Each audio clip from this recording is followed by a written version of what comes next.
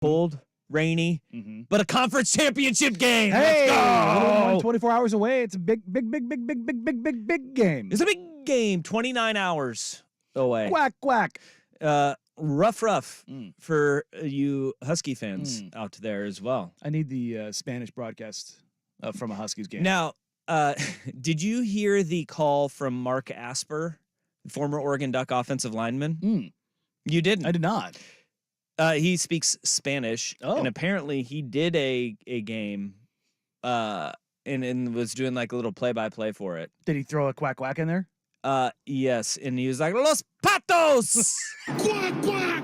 Quack, quack! Yeah, that was last year from the Washington State God, game. it's such a great call. Super duper big play! Yes! That's not Mark Asper, though. No, but it's so not good. Mark Asper. Look, man, if I'm listening to a game like that's, I'm in. On that call, I am in. Super duper big play. Yeah, I heard it. I can't tell you the time that we played it, so it's gonna be really hard for us to go and find it on the interwebs where we have our logger of everything that airs on this station. Oh yeah. But Jerry Allen played it in the pregame last week because he talked with Mark Asper. But it was a great call. Were the Los Patos in there? Oh yeah, yeah. The Ducks for you non-Spanish speakers. It's the Nino. Chris Farley, R.I.P. Isn't it crazy? He's been dead for like 25 years. God, it's bananas. Yeah, it's forever and a day because it doesn't feel like it's like that long ago, but also it is.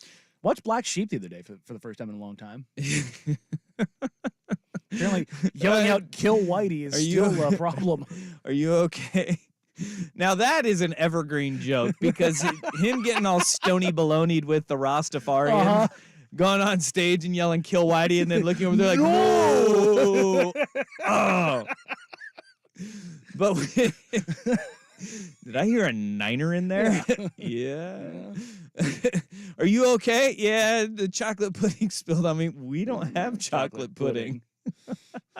How's the weather up there? Such a good, funny, Spade and Farley were so good together. non-wholesome movie. Oh God, yeah. I gotta say, Black Sheep, a little bit of a blind spot for me. Really? I think I've only seen that one once or twice. Oh, so good. Tommy Boy carries the day. I mean, Tommy Boy I've seen probably a good 100 times. Yeah, Black Sheep is the sleeper in the group. I don't know if that movie it can be hit and miss. I think it's more for the one-liners than the actual movie itself. Oh, 100%. Like it's not a great movie, but it's just got really funny one-liners. Spade and Farley just hitting home runs. Yeah. Clogged with malted hops and bong resin. Yes. Yeah. Yeah. Like Tommy Boy was a good story and was really funny. It's also based in the Northwest. Tommy Boy or Black Sheep. Wait, what? Black Sheep? No. I said Tommy Boy. That's Ohio. That's Ohio. All right, Sandusky, Ohio. Sandusky. The Midwest. Yeah. Which also, just that name makes you just ooh a little bit. Sandusky. It's not just the town of Ohio. They're like, we're gonna name it. We're gonna rename this Ryan Day, Ohio, instead of Sandusky, Ohio. All right. That's sad. Yeah. Do you think kids now believed Chris Farley's funny? I watched somebody. It was a TikTok thing the other day. Again, kind of going to this era, totally unrelated, but watching Limp Bizkit for the first time, and they loved it. Limp Bizkit's making a comeback. Fred Durst is it's coming back around, buddy. No way. Yeah, they're touring right now. Well, yeah, because they need money, but they're making a comeback. Oh yeah, like there's a Limp Bizkit revival. Do it all for the Nookie, man. Yeah, they played Nookie and Rollin', and it was like a bunch of like 16 to 20-year-olds. Huh. And they had never heard it before. Wow. Yeah, great comment here. YouTube chat is up and running. YouTube.com/1080am The Fan. That's where you can watch all of the shows and the programs here on 1080 The Fan. Gosh, he has his real name on there. Jake the Hater. He says it has great one-liners, but Black Sheep felt like a sequel of Tommy Boy. And I'm with that because it's just the pairing of Spade and Farley, and the fact that David Spade's job is to babysit Chris Farley and make sure he doesn't do Chris Farley stuff. That is, yes, it is a copy of Tommy Boy, but with just a different storyline of the idiot brother instead of the idiot son. Yeah, Black Sheep came out after Tommy Boy, right? Absolutely. Okay, Yeah. so to make sure. I couldn't quite remember. Where do we land on Beverly Hills Ninja? It has moments. Yeah. It has moments. I think that was Farley going, I need more money for drugs. Okay. Yeah, let's face It's it. better than the one where he was an explorer. What was that one? That last one. Yeah, Was that one was. was that Wagons East? Yes. Was that one? No. Or was it- I think you're thinking that's John Candy, isn't that it? Candy? That was or was that Canadian Bacon? No. I don't know. I don't know what it was, but that was one of two movies that Almost Heroes is what it was. Ah, There it we is, go. yeah. That's right. That had Matthew Perry too. Also, Yeah. rest in peace. Yeah, R.I.P. That movie is one of two movies that my family left the theater on. Yeah. The other one being the Nick Cage classic Snake Eyes. Really? I Yeah. could see that. I remember my dad going, "This movie sucks. You want to go?" Yep. Was that the found something else? boxing one? Yeah. Okay. Yeah. Yeah. It was the Phantom Punch. Right when the Phantom Punch happened, Yeah. we were like, "Nope." Nope, Nope. time to go. Dad was out on that. Yeah. See, Farley. As funny as Farley was, that was most of that was due to Saturday Night Live. His movie career was not super notable outside of Tommy Yeah. Boy. Yeah. Jake the Hater also, Dirty Work. Look, if you are sensitive to anything, do not watch Dirty Work. And that's Norman Spade, right? It's Norm Macdonald, and it's Artie Artie Lang Lang. is in it. Yes. Chris Farley's in it playing a drunk who got his nose bit off. By anyone in particular? Yeah. Hmm. A lady of the night from Saigon, No. but his delivery is fantastic. I just don't know if I can say that. God, I don't think you can. I'm not going to say it. I don't know the line, but I'm gonna guess no. A Yeah. Saigon. Yeah. Norm, one of my favorite Saturday Night Live personalities of all time. Norm Macdonald is fantastic. I loved him on Weekend Update. Yeah. Yeah. You've seen the clip with him and Conan? Also, R.I.P. I probably have. with Norm. Norm too. Yeah. Yeah. There's Norm. I was like, and- did you just kill Conan?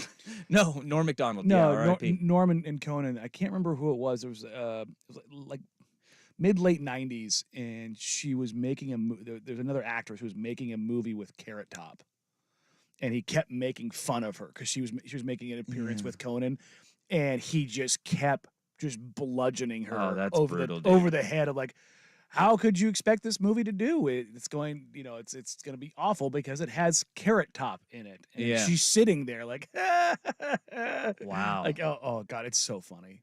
Wow. It's so unhinged, but I love it. He is really good at making people uncomfortable, and Oh, that was so great. His that pace- was where Norm was His in his pacing peak. was Yeah. just unbelievable. Norm Macdonald came by the studios one time, and he was with Chris Farley's brother to bring the segment full circle. you kidding?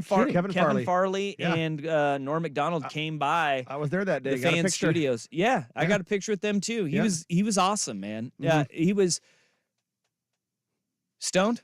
Oh, probably. I mean, he was very, I was going to say very laid back, but yeah, he was quiet, but he was the nicest guy. Both of them were. Kevin Farley, super nice guy as well. Yes. Yeah. Yeah. I remember that because there was Kevin Farley was in a boy band spin-off show called Together on MTV, like in Really? 2000, I don't 2000-ish. And by Together, I'm sure it has the It was number number two Yeah. together, and it was a comedy about this boy band that was put together, and obviously Kevin Farley does not fit the bill of anybody who should be in a boy band, and all the other guys were just like your typical like Yes.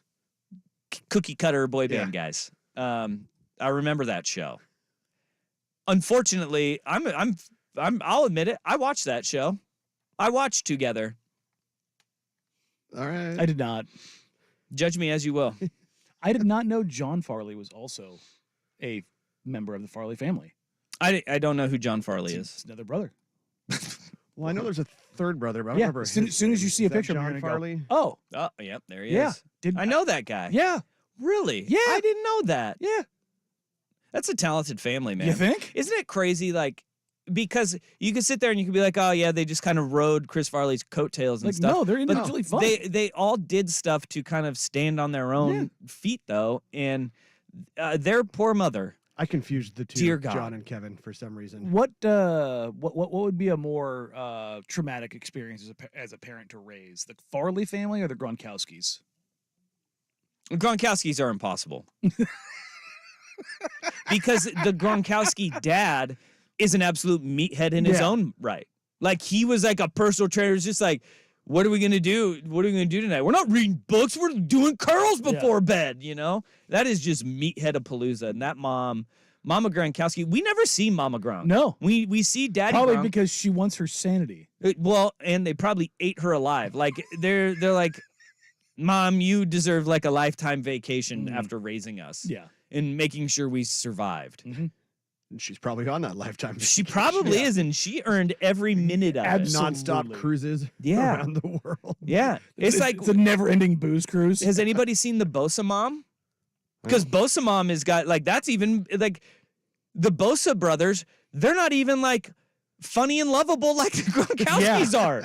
They're just meatheads, period. Like, nah, you know, just Also, bench press all day. I Let's can't go. imagine birthing those children because they had to be enormous. I mean, if you want to go there, let's Yeah. go. Let's go there. Let's go to the physics of it. Like 10 pound plus babies, 100%. I feel like those kids are just grown in labs. I mean, You know, like Bosa has quads like cyclists. those kids are in, like, they were probably like that. Do you think that there was ever a time in their life where they were just like Skinny? little hams rolling around? Like, they were No, just I like don't think fat kids? I mean, and then they just turned to went muscle? straight from the womb to the bench press. Yeah. Yeah, but Daddy Bosa is jacked out of his gourd, Oh, too. no way. Yeah. He played in the NFL, right? Did he? I think so. Sure. I think This, so. this is all making sense. All right. Well, Did we cover everything? boy, we went somewhere here. We went somewhere. Covered several dead SNL Look, cast I don't members. even know how we get to these places, but where did Chris Farley come? Yeah, no, we blacked out there, didn't we? I have no idea how we got to Chris Farley, It but started we're with Black Sheep as a Oh, Connection yeah. to I mentioned something. that I watched Black Sheep the other day there. There it is. on There, a one-off. My wife Sure. just threw it on. did she? Yeah. Black Sheep. I was like, okay, I'm in for this. All right. Well, that was fun. Yeah. That was fun. It's I always good to go enjoyed down that. a little Chris Farley rabbit hole. Yeah. And now we got, like, I didn't even know John. I learned something today. Like I said, I didn't. John Farley. I knew exactly who that was, but I did See, not know that it was a Farley family member. Yeah, I knew of John Farley, but for some reason I thought his name was Kevin. I knew there were the two brothers. Gotcha. yeah. Kevin Well, looks like Chris. Kevin looks almost identical to Yeah. Chris. Yeah. All right. And because I thought John, he had come into the studio one time as well. Oh, did he? I thought, like, you know, could Oh, be, no. could be another Did one of you these. take a picture with Kevin Farley? Could be another one of these moments. Clogged with malted hops and bong resin. But Yeah. I don't know. It was a Norm and It was a Norm. A Farley? it was Norm and a Farley. Yeah. No, I swear, I think They're- it was John. Okay. Yeah, there you go. All right. Oh, you know, they have a sister. Her name is Barb. Barb Farley. Does she look like Chris? I bet you what. I bet you she is a hoot at parties, and I mean that in all seriousness. Like, I'm not being sarcastic. To grow up in a household with all of them. You know, you Google Barb Farley, and I'm not going to lie, there are a lot of people named Bob Farley or Barb Farley out there. A lot of them are dead because their name's Barb, which indicates you're old. I can't get Well, a but picture of her. as you start the Google search, though, the thing that pops up next to it is Barb Farley, Chris Farley's sister. Yeah. Yeah. Yeah, there it is. I see one here. If she's wearing like a Wisconsin Badgers like cardigan sweater. Aw, go Badgers. Don't you know? Go Badgers. Mm. Okay. Good Midwest sensibilities there. Indeed. All right. And that's talking Farleys. Let's get to talking football, shall we? Yeah, we have some Midwest sensibilities when we talk about the last Pac-12 title game before everybody goes to the Midwest. Well, that's true. Yeah, Let's look get at to that. it. Let's get to the Pac-12 championship game. It kicks off in, 28 hours and 43 minutes from now. This is Danny Dusty on the Fan.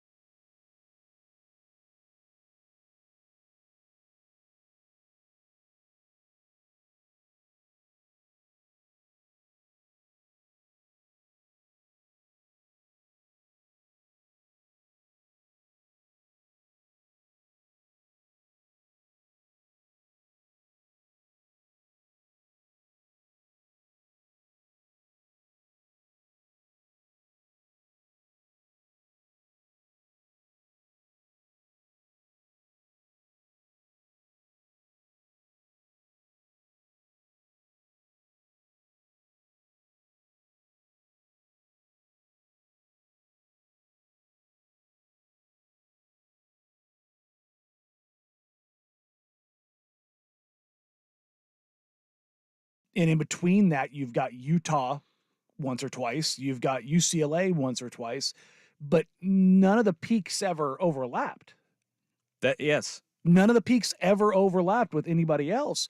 And so you just didn't have, like, we didn't ever get great eras. Like, we didn't get the we Pete had Carroll. Oregon and Stanford was it didn't get the love nationally because Stanford's fan base isn't rabid. They're No. not passionate. But those two programs going back and forth, it was special. And like that's the part that sucks about the Pac-12 dissolving is that we can appreciate it out here on the West Coast, but I think Oregon and Washington are at a really good place moving forward. Yeah. Right? And we just never like right now is where both of them are peaking. And that's the thing is you didn't ever get the national brands. You didn't get a USC Oregon at the same time. You didn't get a Washington Oregon at the same time until right now. You just never got that, and not even for a year, but for a couple years. Auburn had it for a couple years with Alabama. They were there. Clemson had it for a couple years. They were there. And you just never had the couple year spans really post to 2012 where you're like, because Oregon was there, then they fell off for a year, and then they came back, and then there was always something knocking somebody else down while somebody else was on the rise.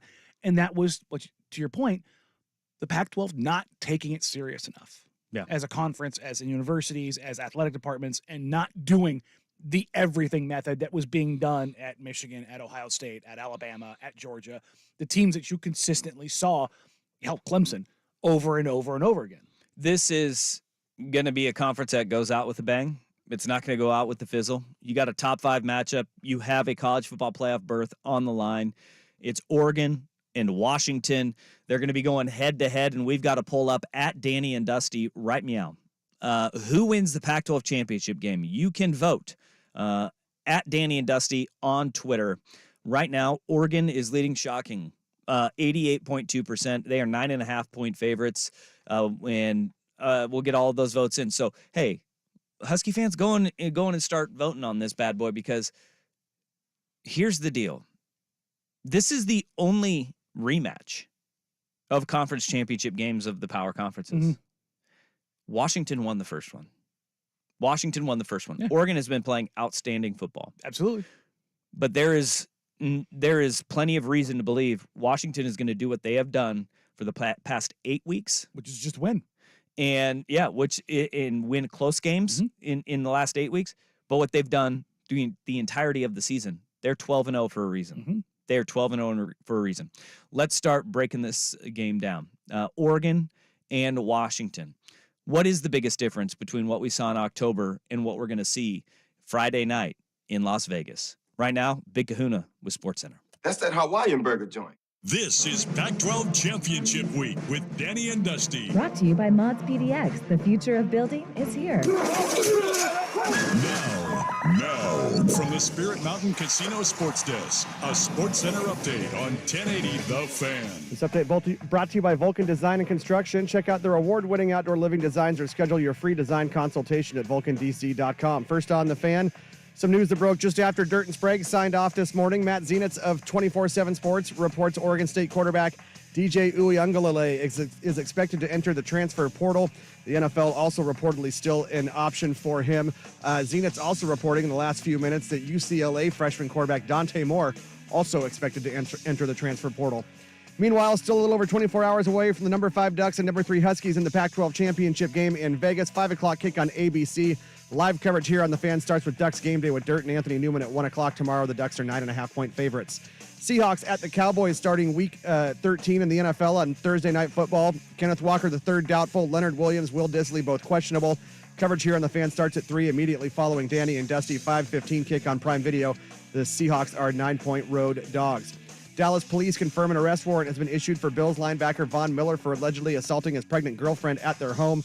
Miller had left the scene before police arrived, and the woman was treated for minor injuries. Trailblazers in Cleveland to face the Cavaliers for the third game of a 5-game trip. 4 o'clock tip on Root Sports Plus. Portland looking for their third win in 4 tries. They are 11.5-point dogs. And Tiger Woods making his return to the course at the Hero World Challenge in the Bahamas. He currently finds himself tied for, in 17th place. He's one over par, up and down day. He's got 4 birdies, 3 bogeys, and a double. He is now 6 strokes off the pace set by Brian Harman and Tony Finau. More sports scores and stories in 30 minutes. I'm Jeff Rush at the Spirit Mountain Casino Sports Desk. Get in the game at Spirit Mountain Casino. Watch and wager with our sportsbook powered by BetMGM. Learn more at spiritmountain.com. One number does it all for contests and texting your favorite fan shows. The Vancouver Ford text line is 503-864-6FAN. Leif's has been Portland's #1 choice for decades. Why? Because the other body shops trade insurance referrals for cheap, shoddy repairs. If you cut corners, use imitation parts, you get referrals. The results? Surveys find up to 90% of discount repairs are poor, even unsafe. Trade-in value? Forget about it. Leif's repairs vehicles right.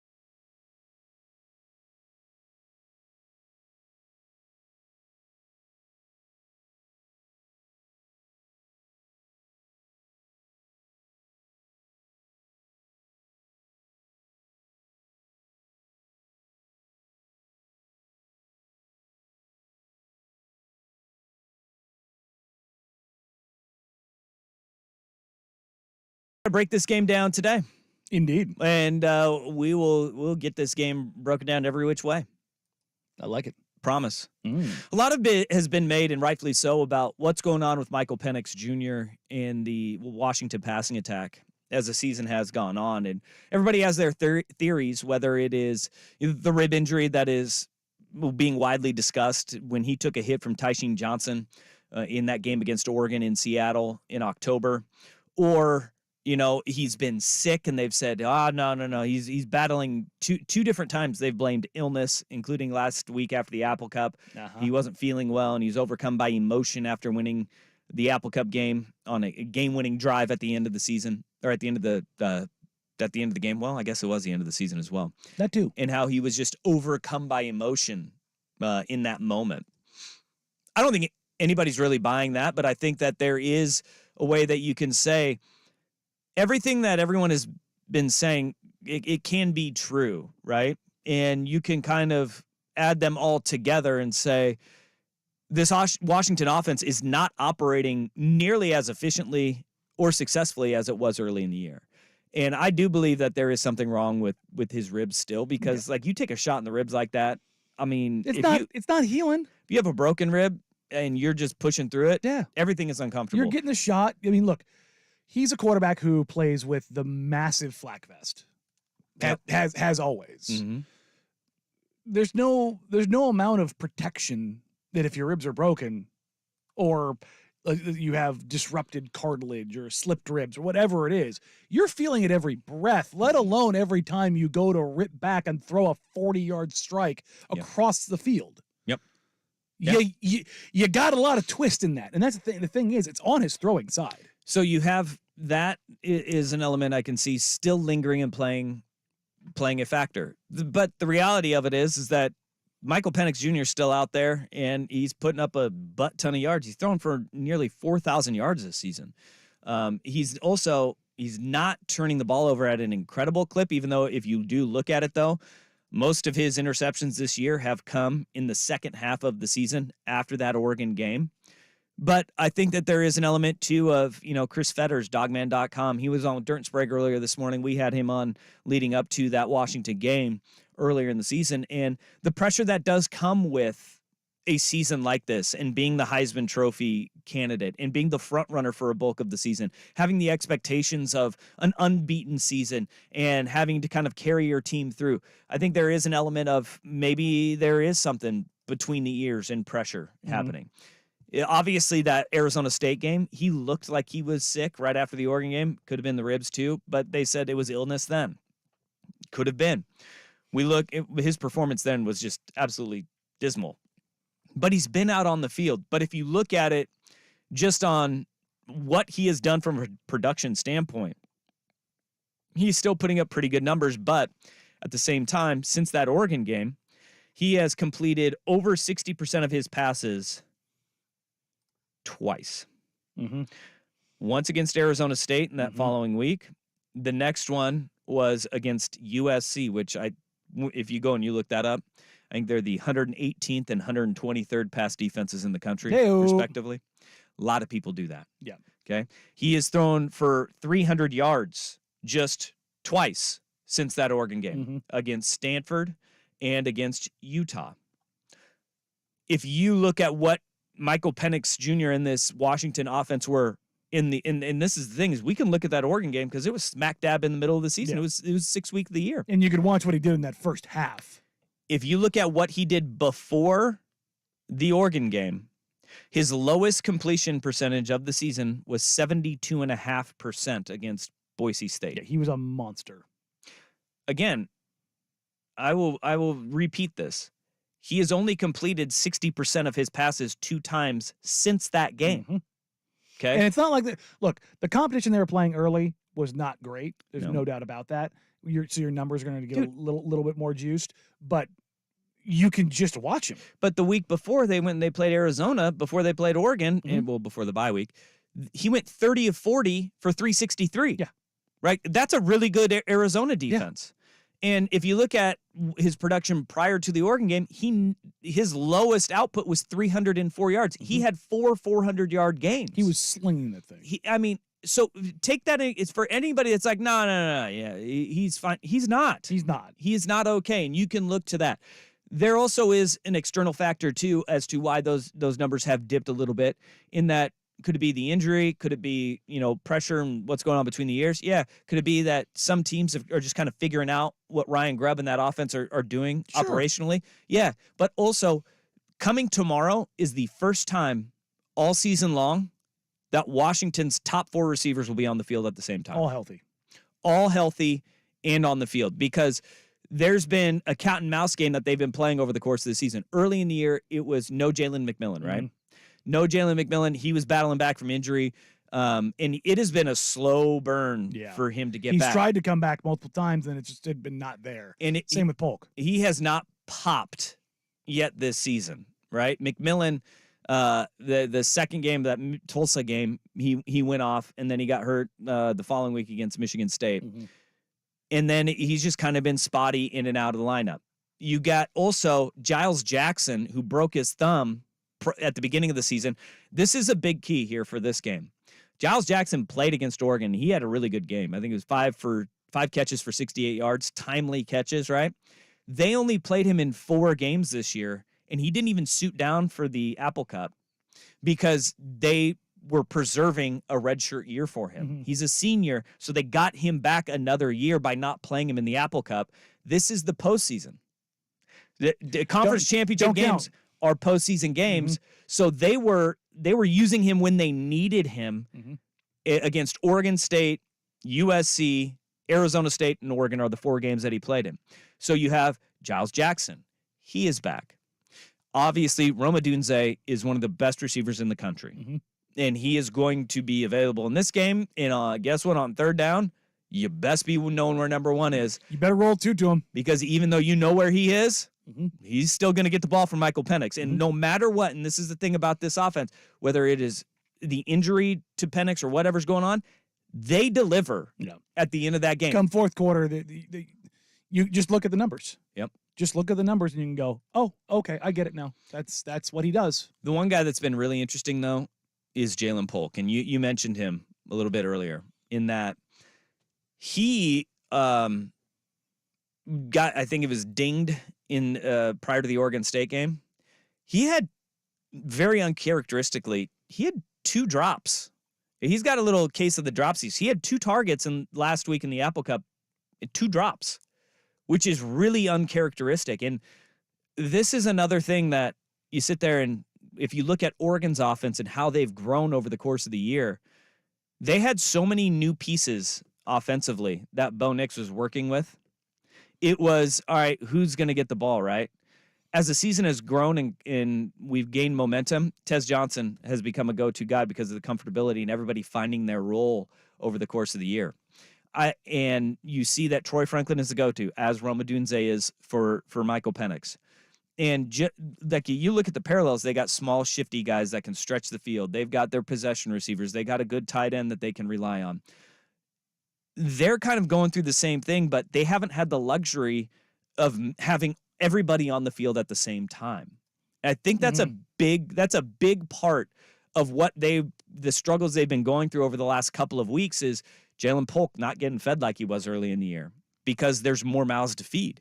And it's not just more mouths to feed where you're pushing the ball in and forcing it to guys. What you're trying to do is take what the defense gives you. And there is an adjustment period to that. And what we've seen with Oregon is everybody's kind of found their role and fell in line with that as the season has gone on. Washington has been trying to figure that out over the last couple of weeks. And this week, they finally have everybody back. And that's the interesting part for me, is that I think that's a part of the equation that we haven't been talking about because we're all fixated on what's going on with Michael Penix. Yeah. It's the wide receiver room has been a revolving door all season long. And even Odunze is the only one they've been able to count on at any particular level. And what's interesting is you take a look at what he's done this year. I mean, he's, by every account, he's the second best wide receiver across every NFL draft board right now. Number 1, Harrison Jr., number 2, Odunze. Yep. So you kind of get an idea of who he is. But production-wise, just take a look. You go to the third quarter stats, which has kind of been where the damage has been done both by Bo Nix and Michael Penix. Dunze is number 3 in the country in receiving touchdowns in the third quarter alone.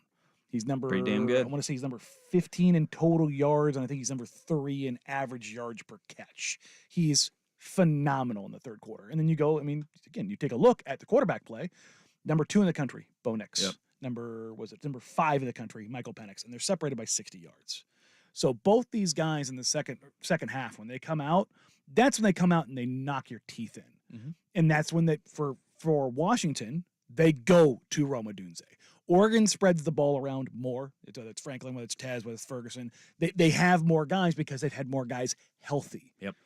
If you're Oregon, that's the thing you're afraid of, is that they have a complement of receivers where if you do now roll to Odunze, now Polk and McMillan, who are terrifying wide receivers, have more space and more room to work with.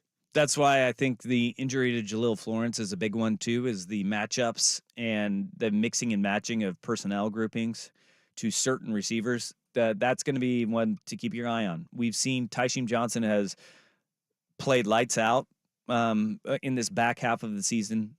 Kyrie Jackson has developed into one of the best corners in not just the Pac-12, but one of the top corners in the country. He has been really dang good for Oregon. But is it going to be can Dante Manning, Triquiz Bridges, can your safeties, where Evan Williams has been great in run support, but at times you see a little bit of those lapses in coverage. Can those guys kind of fill those gaps and step up? Steve Stevens has been phenomenal, and he was a guy that wasn't really playing a lot early in the year, and we're seeing him more and more, and he has been fantastic for the Ducks. Those are the guys that are going to have to step up in those situations that you're talking about, because you're put more on an island when you have to stop Rome Odunze. You have to account for where number 1 is at all times. There is one thing that Oregon's defense has gotten a lot better at over the back half of the year. They have not allowed a quarterback to complete 60% of his passes since they played this Washington team. You think about it. That sounds vaguely familiar. With the exception of the very next week, that Washington State hangover game where Cam Ward kind of went silly in the first half. But you look at it, Utah 53%, Cal 53%, even Caleb Williams only 57% of his passes, Arizona State 53%, and then Oregon State 54%. Obviously, this is the best quarterback that they're going to see since Caleb Williams and company, but they have shored up a lot in the back end, and a lot of that has to do with guys in their comfortability in the pass rush too, making quarterbacks feel uncomfortable. And just as a point about as far as spreading the ball around in the second half and the third quarter in particular, Oregon, Bucky Irving, 26 catches. Troy Franklin, 24 catches. Tez Johnson, 24 catches. Pretty dang good. So 3 guys, essentially 24 plus. Pretty good. All just in the third quarter. So it tells you just how much they spread things around versus what Washington has had to do with their passing attack, and why they've relied more on Johnson as a balance to their offense. 503-864-6326. That's going to be the Vancouver Ford text line. Your dollar goes further at Vancouver Ford. They treat you right before, during, and after the sale. Visit them online at vancouverford.com. We'll get some of your feedback on this Oregon, Washington next on The Fan.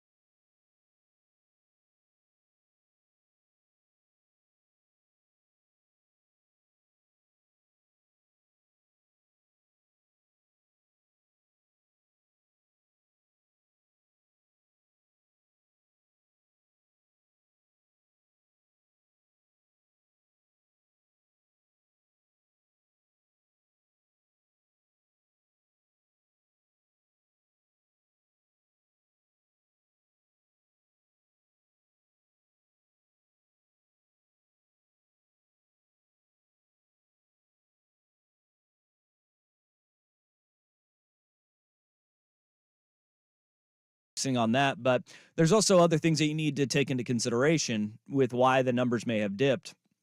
And I do believe that a lot of it is the rotating cast of receivers. And then when you get them all back, there's a lot of mouths to feed. And it's easier said than done for a quarterback to do. And as Tech says, without having practiced together, Penix and these receivers, do you really think they'll be clicking? I do. Because the thing about it is guys like Giles Jackson, he's healthy. Mm-hmm. He was out for 5 weeks, but he's been healthy. They have been intentionally pulling the reins back on him because they want to preserve his red shirt, and they successfully did it this year. So another They walked year. the tightrope. They did. And Jalen McMillan, they were really cautious with him injury-wise. And by all accounts, was it Jamarcus Shepard, I believe is the name of their receivers coach? He was saying this week, he's like, nah, Jalen McMillan looks like that dude again. Finally. He's finally back. Now, coaches say a lot of things. He's the same guy that also said that Oregon's secondary was the best in the country last time they played him. Best he'd ever seen. Best he'd ever seen. But I think that there's a lot to say about that room being healthy and how they're going to scheme up and try to attack Oregon. Another text says all that UW receiver news, yet the line increased from Oregon 9.5 to Oregon 10 overnight. I still see it at 9.5 in most places. Yeah. But also, it's a big line. It's just betting lines. Yeah. Let me look that. We can look that up though, and we can see kind of because here's the thing with betting lines in their movement. Whales, Publix versus Sharps. In one big bet can move a line. It can move a line, but the public money, if there's a lot of money coming in on one team in particular, that also changes. So if you look at the betting line, and it is Oregon is getting 72% of the cash that's coming in, but only 55% of the tickets. That's a lot closer than I thought. Yeah, 55% of the tickets are coming in at Oregon to cover the 9.5. So that means the Sharps are in on Oregon. The Sharps are going 72% of the money that's been bet on this game has been on the Oregon Ducks. That's an interesting. That is interesting because they're usually a lot closer than that when you see how these lines move, unless you have a monster game like the game that nobody's. That Big 12 championship game, Texas is favored by 15.5. I'm not touching that line. 58% of the money is coming in on Texas. Oh. 51% of the tickets are coming in Oklahoma State. You think of that flip? Yeah, that is the public is going Oklahoma State, Oklahoma State.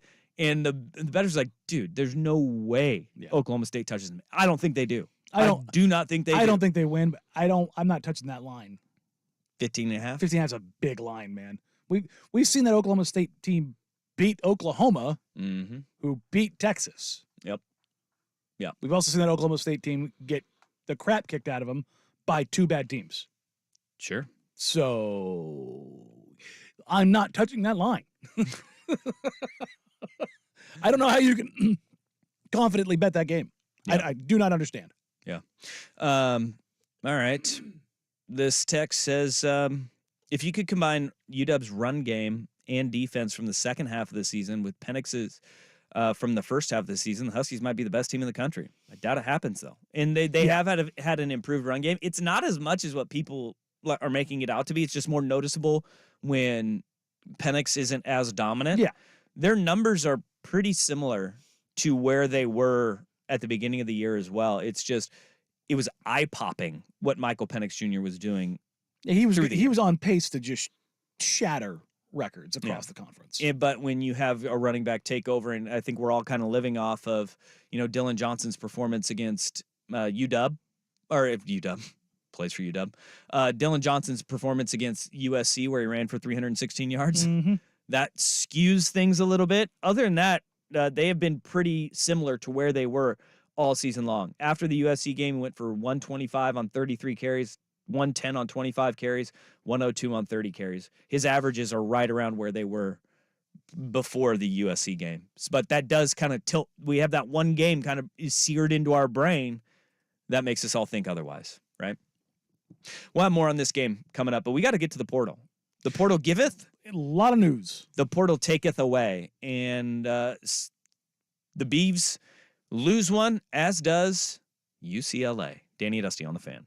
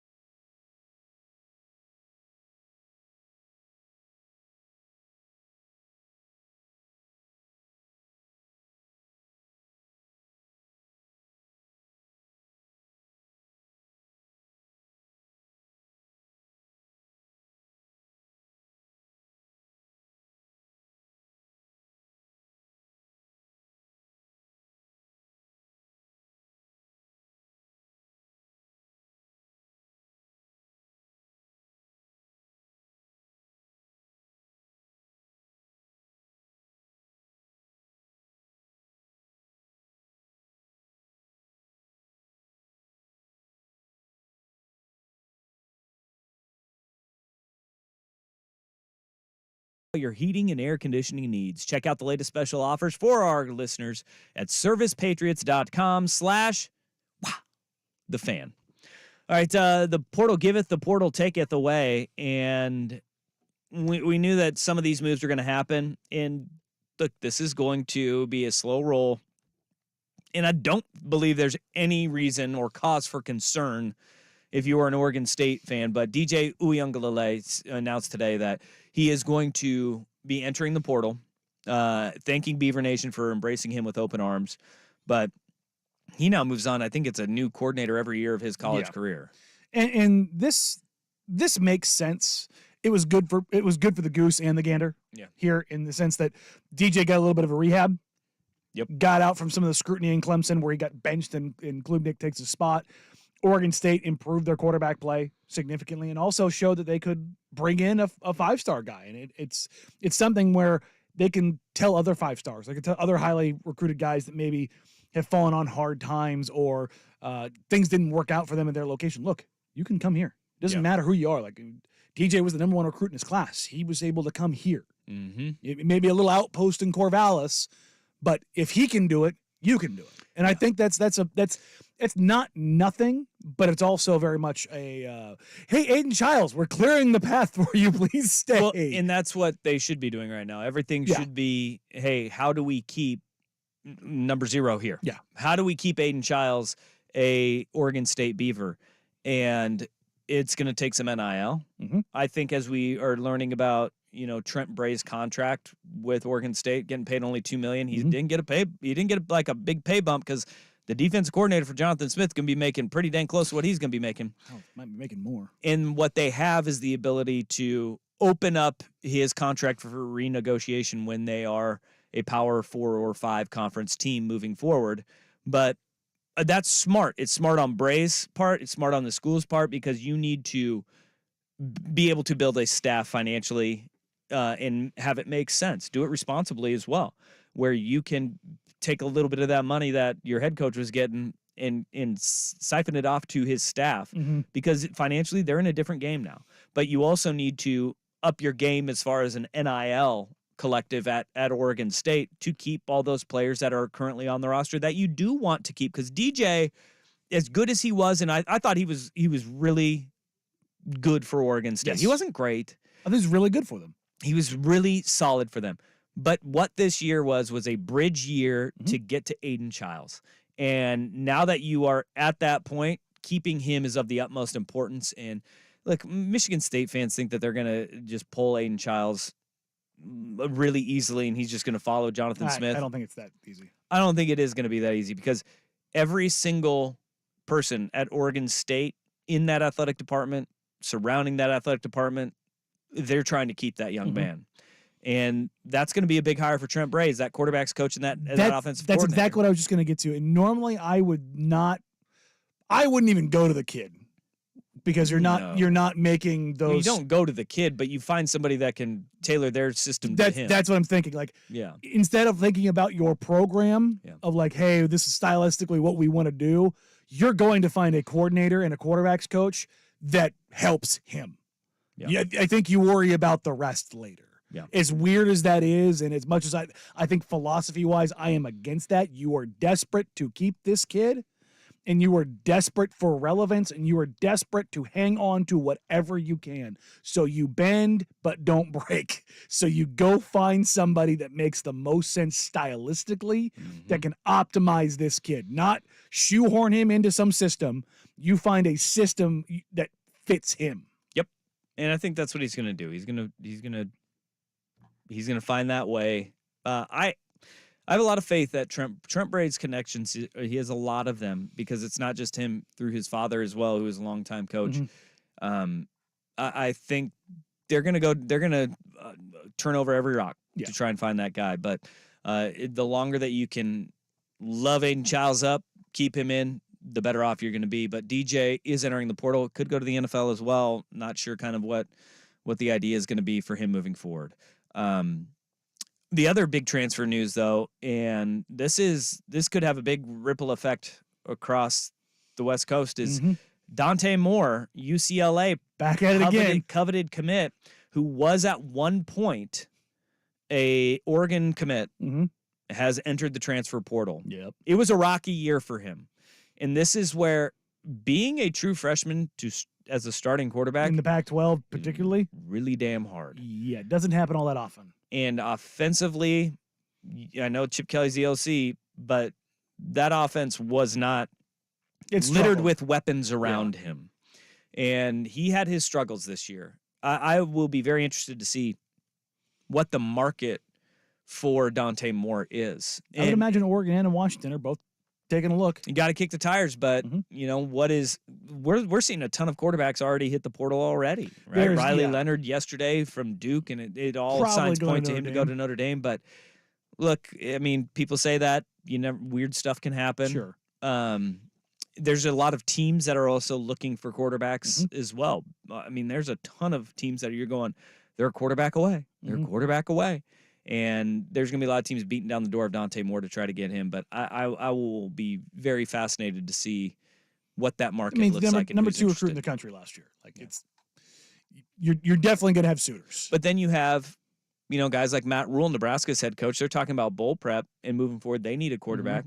And Matt Rule said this about what that market is. Make no mistake that a good quarterback in the portal costs $1 million to $1.5 million to $2 million right now. So just on the same page, right? So let's make sure we all understand what's happening. So there's some teams that have $6 or $7 million players playing for them.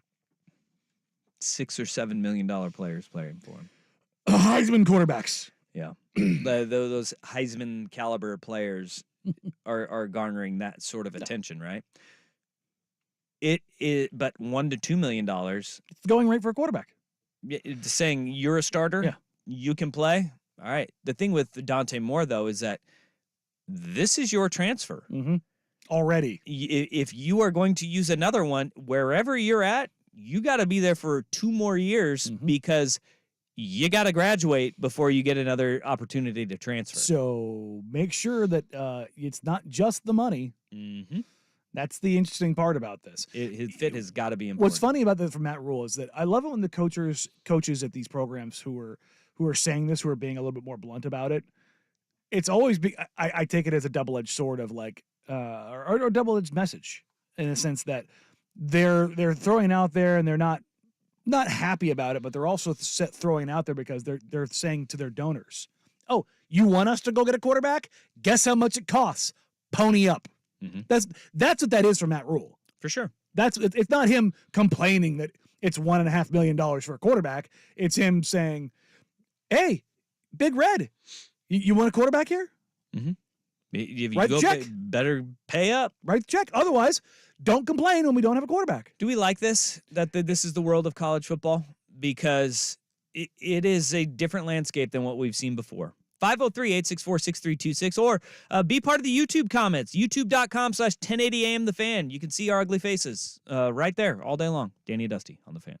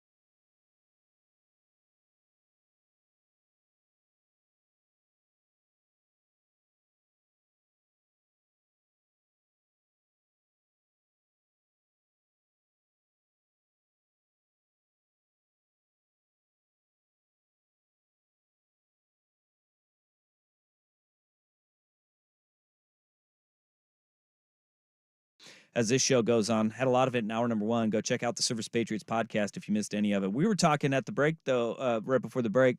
Matt Rule said $1 to $2 million. That's your going rate for a quarterback in the portal. $6 to $7 million if you're looking for one of those Heisman types. Mhm. It's a lot of cash. And do we like the way that our world of football is going? Doesn't really matter what I like. It's where we're at. It is every year free agency. Yeah. That is where we are at. We are not pretending anymore. This is a business that has multi-billions involved, and this is no longer even a smidgen of an amateur sport. Look, what the fear-mongering about NIL and the portal was that it's going to kill college football. What's crazy is that it hasn't killed it. What is killing college football as we know it, it wasn't the kids, it's the adults. Yeah. It was the television. Mhm. The television revenue is what killed it. In fact, look across the country at these teams who are giving themselves a chance to compete at the highest levels. It's largely because of the portal, and they've been very successful with it. DJ going to Oregon State, Cam Ward going up to Washington State, for goodness sakes. You want to hear It's an not interesting number? just the powerhouse programs, because if you look at some of the biggest powerhouse programs that have gone and dipped into the portal, those aren't the ones that are succeeding. No, this is the change of what you're speaking of. In 2019, 6.4% of FBS rosters were made up of transfers. Yeah. Do you know what it was this past year? What? 70? No, not that Oh. high. Where are we at? 20.5. Oh, So 1 out of every 5 kids on your roster now is a transfer. Yeah. Okay. Now, where it was the highest? SC in Colorado. Hey, Colorado, number 1, 69.6. Nice. 54 transfers in total between last year and this year. Yeah, I mean that's but I think what gets lost in all of that is a majority of transfers are guys that aren't going to make it at their program, so they go and they find another place Try to somewhere play. else, yeah. That's all good. But when you talk about, all right, now to get a starting quarterback, it's $1 to $2 million, and everybody's like, gosh, that's terrible.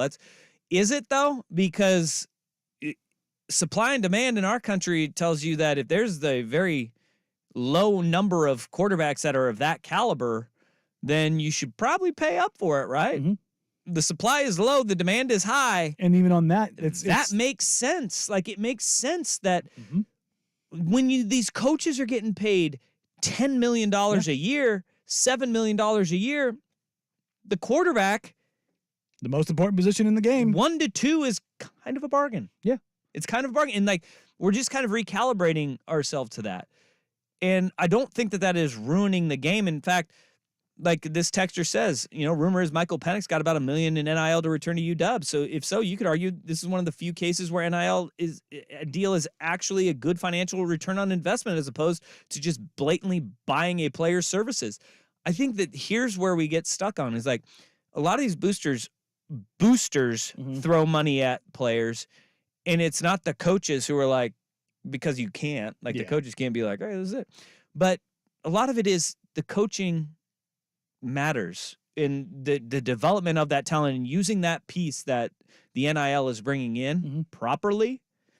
That is the key to it. Like, look at what Oregon is doing. I don't know what Bo Nix got to return to Oregon, assuming that he got a pretty penny in NIL money. Go because out on a limb and say him and Jaden Daniels both got quite a bit of money to come back. But because one, his name, image, and likeness, it's so damn valuable. Yes. He's a Heisman Trophy candidate right now. He's got a freaking banner on the side of a building in New York City. You don't think they have money invested in him, and you don't think that he's making money for the program? He's already made him, whatever the financial return on of this team making the Pac-12 championship game, and then either a college football playoff or a New Year's Six Bowl falls squarely on Bo Nix's shoulders. You're talking between like $10 and $30 million towards the school. Like that is, and that's just huge money. And that's just from that. And they would not be in this place without him. No. They would not be in this place without Bo Nix at quarterback because of how dang good he's been. This text says, remember when the NCAA emphasized that NIL wasn't supposed to be used to buy players, yet that's what 95% of NIL is today. It's just so convoluted that it's impossible to ever prove. Hardly any NIL deals are actually based on an investment as opposed to simply buying players. And, that may be true. In the recruiting process, it's dirty, it's seedy. Bagman. But here's the thing. It's always been happening. It's always been there. And it has leveled the playing field. Which is why you're seeing parity in college football. And the big part of it is the quarterbacks hitting the transfer portal. Again, speaking on the numbers, 2019, 23.9% of all quarterbacks in college football and FBS transfers. This year, 55.7%. It's good. So if the market is there and it's working. And I will say, I just want to float this out here. The transfer portal and NIL. Guys, there is a reason why the SEC is not as dominant as it has been in years past. Mm-hmm. They can't hoard all the talent anymore. No, and it's really good. Look at Oregon, for God's sakes. Kyrie Jackson, Alabama. Mm-hmm. Tysheen Johnson, Ole Miss. Jordan Birch, South Carolina.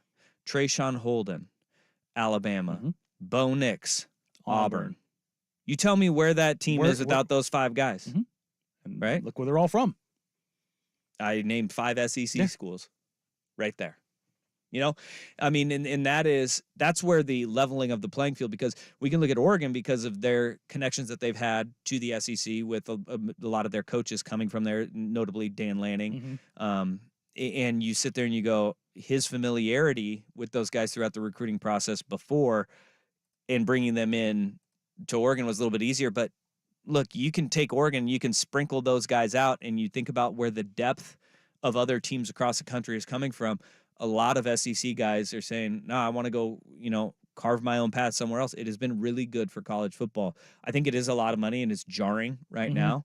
And I think NIL, it already is in the recruiting process. We're seeing fewer and fewer those big dollar amounts, right? Remember the $8 million to the Florida kid who never even went. Yeah, you had Miami, Florida, and then the Nico kid that went to Tennessee. Those numbers are all coming down, man. They're all coming down. So it's really interesting to see how this is all playing out in front of our eyes. But I think those numbers, they're not going to continue to be through the roof. No, there will be a leveling out. But it's going to be $1 million. I think it's always going to be the number. Impact players at big universities, $1 million. The return on that investment is pretty quick.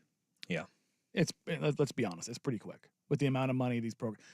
None of these programs are poor. Yep. Yeah. This text says, if realignment in NIL has killed college football is a subjective question. Are the ratings and viewership going up? Sure. Has it left hundreds of thousands of college football fans feeling hopeless moving forward? Absolutely. Rich getting richer. In that is that's the TV. The realignment thing it's television driven. It's television dollars driven. It's eyeballs on TV. And there's a lot of fans that are being left behind. There are. But you know what they're going to point to? Well, SMU and Central Florida and Cincinnati, they've got a new seat at a table in these power conferences. And that's what sucks about it all, especially out west. Yeah. I hate every bit of it. You know what else I hate? I hate one real quick thing. Yeah. Wait, did you say I hate one real quick thing? No, I said, hey. Oh, I thought you said I hate one real quick thing. I could save this for my update, but this coming out a few minutes ago, looks like Beavers receiver Anthony Gould declaring for the draft. Good for him, Expected. man. Good for him. Look, he's going to the draft. He's not going to another college. I hope he lands on his feet in the NFL. Yeah. He is he's fast. Speedy receiver, man. Fast. He's going to be a nice little slot in the NFL. All right, good for him. Good for him. All right, back to things that I hate. All right, yeah. Cops and sports. Whoa. We'll get to that and more. But first, it's Big Kahuna Sports Center Update. You ever had a Big Kahuna Burger? This is Pac-12 Championship Week with Danny and Dusty. Brought to you by Mods PDX. The future of building is here. Now, from the Spirit Mountain Casino Sports Desk, a Sports Center update on 1080 The Fan. In some other news that broke just after Dirt and Sprague signed off this morning, Matt Zenitz of 24/7 Sports reports Oregon State quarterback DJ Uiagalelei is expected to enter the transfer portal. The NFL also reportedly still an option as well. Zenitz also reporting UCLA freshman quarterback Dante Moore is set to enter the transfer portal. Meanwhile, still a little over 24 hours away from the number 5 Ducks and number 3 Huskies in the Pac-12 championship game in Las Vegas. That's a 5 o'clock kick on ABC tomorrow night. Live coverage here on The Fan starts with Ducks Game Day with Dirt and Anthony Newman at 1 o'clock. The Ducks are 9.5-point favorites. Seahawks at the Cowboys starts NFL Week 13 on Thursday Night Football. Kenneth Walker III doubtful. Leonard Williams and Will Dissly both questionable. Coverage here on The Fan starts at 3 o'clock immediately following Danny and Dusty. That's a 5:15 kick on Prime Video. The Seahawks are 9.5-point road dogs.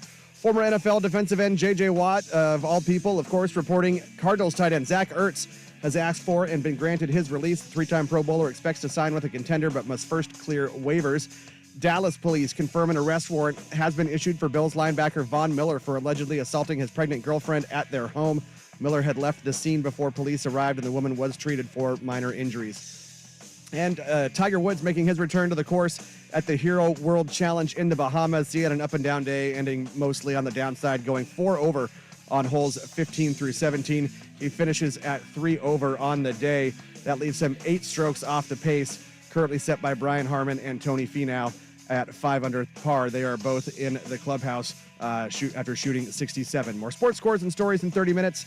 I'm Jeff Rust at the Spirit Mountain Casino Sports Desk. Get in the game at Spirit Mountain Casino. Watch and wager with our sportsbook powered by BetMGM. Learn more at spiritmountain.com. Tired of getting dinged by subscriptions? We won't send you a bill. Portland's sports leader, 1080 The Fan. Sponsored by Macy's.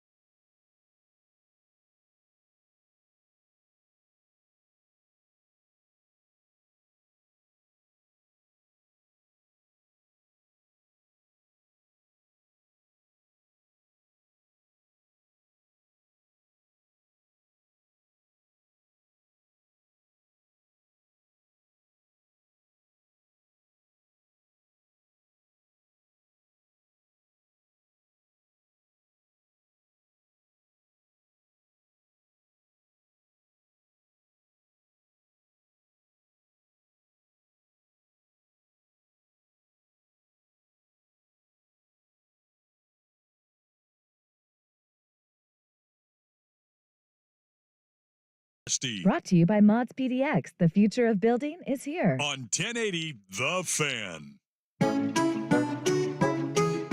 It's time for today's worst day on the web. With Danny and Dusty on Odyssey and 1080 The Fan. Oh, really? That sucks.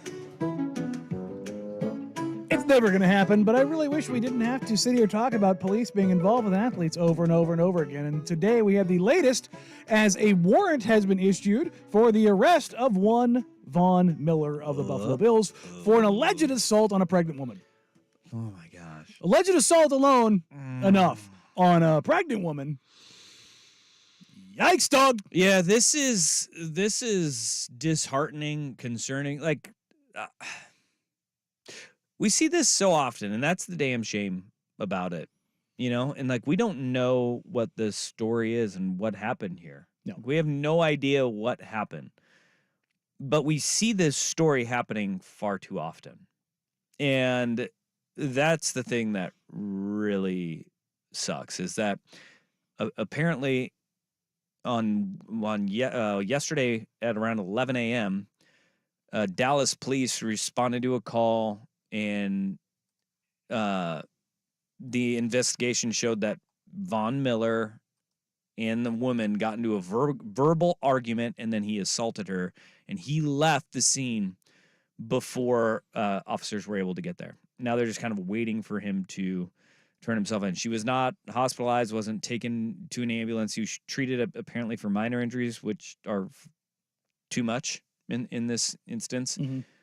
But, I mean, like, Von Miller is a guy that we don't hear these things about either. This isn't like, Greg Hardy. No. And that's one of those things where you're just like, golly, how many times are we going to see this?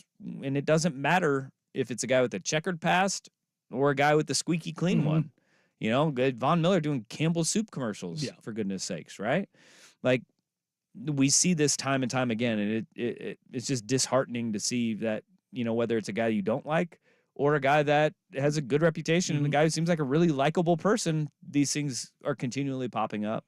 Yeah, and it's not just in the NFL, it's also in the NBA, and we haven't talked about this yet because it's been, to be honest, gross to even discuss. But the Oklahoma City Thunder's Josh Giddey is now officially under investigation. Police in Newport Beach, California, are investigating allegations of an inappropriate relationship with a minor. Real quick, if you're wondering why Von Miller's in Dallas, he plays for the Buffalo Bills. They're on their bye week, and that's why he's in Dallas at all right now. So sorry, go ahead. No, Josh Giddey, there was social media evidence, as it were, of him having a relationship with a minor. And what's, I don't want to use the word interesting, but of note in this situation is that legally, again, I am not saying this is right, legally, the age of consent in the state of Oklahoma is 16. That legally, that matters. However, this woman is apparently from California, where the age of consent is 18. See, in like this is where I don't understand why paid leave until this thing gets resolved is now not on the now table. the cops are technically involved. If I were the Thunder or the NBA, They've I handled would. this horrifically. Oh yeah, like the Bills are like, hey, they've already had a statement released, and the NFL does too. It's like, hey, we understand what's going on with Von. We're taking a look at it. We have no further comment at this time, but we are looking. The Thunder have just been like, they've nothing. quietly pointed towards the NBA and Adam Silver.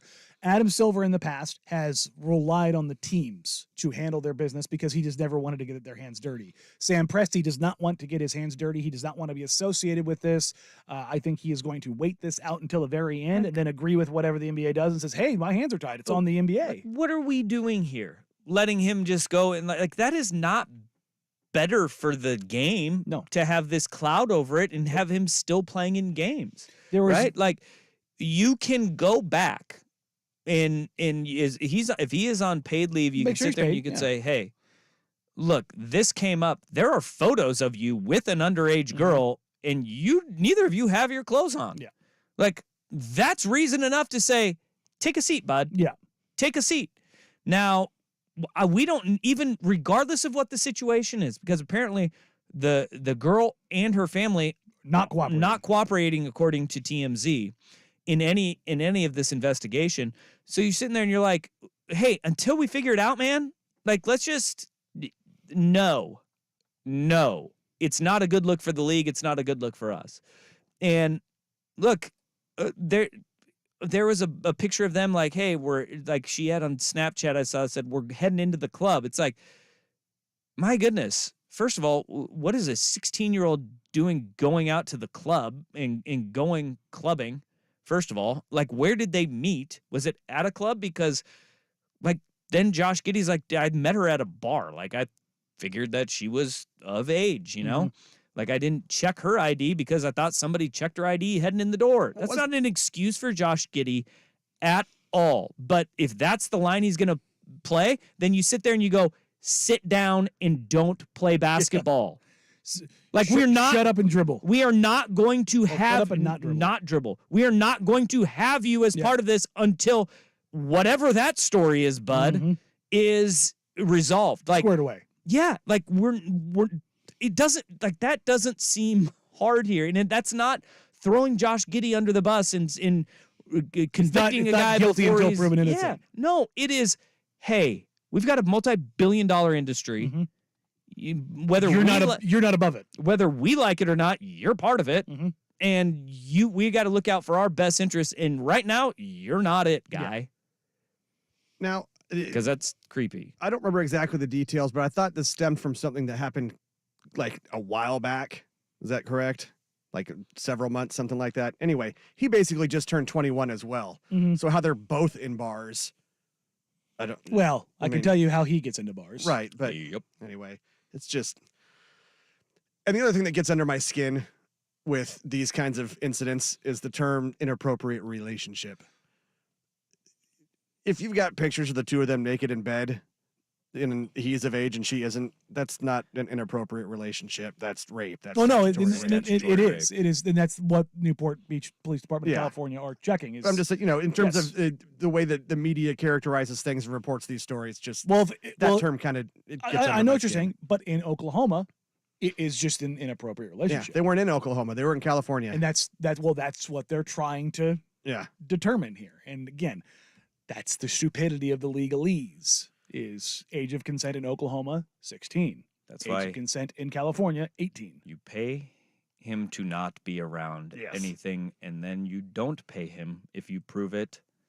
You continue to pay him to play basketball if it's proven if everything false. falls apart. Yes, doesn't seem that hard. No way. Even Major League Baseball did that with Trevor Bauer at the beginning, right? Remember, he was and on they got paid that leave. one all wrong. He was on paid leave, and then he went to unpaid leave, and that's where it's like, you guys screwed this one up because she was all out for the money, right? And like, here's the thing about this one is that it's like, I don't think she was in it for the money in this situation, because what money is she going to get from this? Yeah, this wasn't the Wander Franco situation with the Rays where the mother and daughter reportedly collaborated to blackmail Franco. Goodness that doesn't appear to be there's been no evidence or lines or discussions or communications about this being a plot or a scheme from a woman. That's the sick thing about it, though, is that people have put their kids up for this to make a buck. Yeah, like, those are horrific human beings as well. Like that is. Ugh. No, no way. Pimping out your kids is a bad thing. Yeah, it is. Who knew? A bad thing. I know. We have to tell people that, though. Yeah. It's 2023. My God. Is it? Well, what happens when we get a month from now? It's 2024. Do we need to keep telling them, or do they finally learn? They're going to have to. Oh, right. Well, I don't know how to pivot out of this remotely well, but so we'll just pivot out of it this way. Can the Cowboys learn and manage to stay above the fold tonight on Thursday night and keep things going? We'll get to that more here on Danny and Dusty Today Fan.